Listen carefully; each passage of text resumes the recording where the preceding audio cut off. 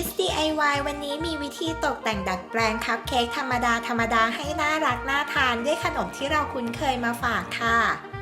เราจะใช้มัชเมลโล่แล้วก็ช็อกโกแลตนะคะ มาทำคัพเค้กแกะน้อยไปทำพร้อมๆกันเลยค่ะ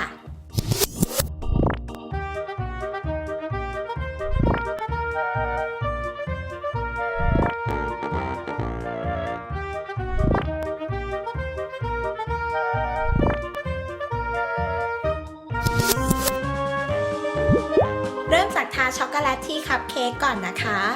คัพเค้กนี่สามารถเลือกได้ตามใจชอบเลยนะ ใครชอบแบบไหนหรือรสชาติไหนนะคะ ทาไปจนทั่วทั้งชิ้นเลยนะ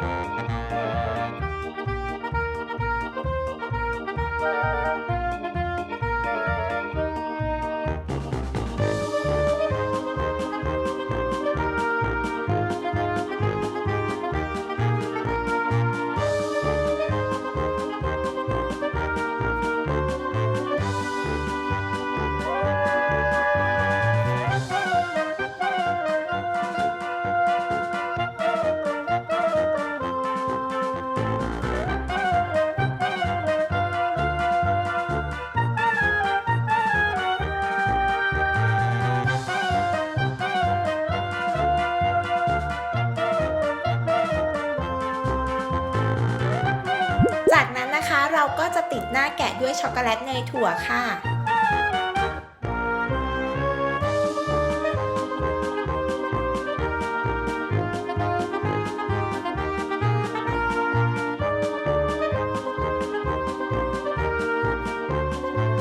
ติดมัชเมลโล่สีขาวทำเป็นขนแกะ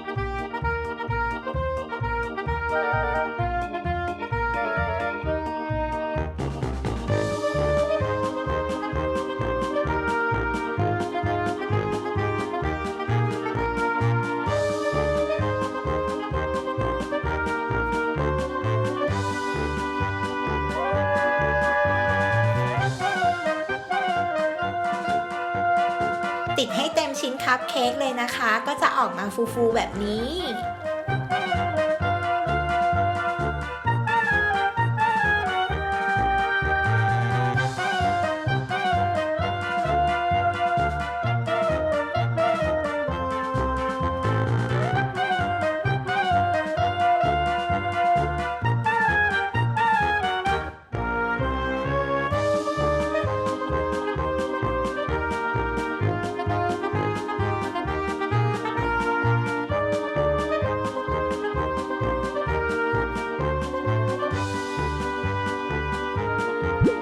ใช้มัชเมลโล่ชิ้นเล็กๆทำเป็นตาค่ะ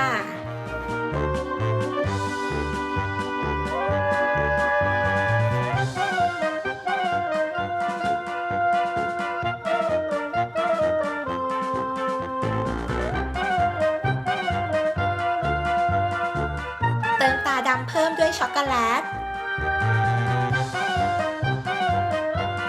เรียบร้อยค่ะ คัพเค้กแกะน้อยของเราเห็นไหมล่ะว่าไม่ยากเลย ลองฝึกทำกันดูนะคะ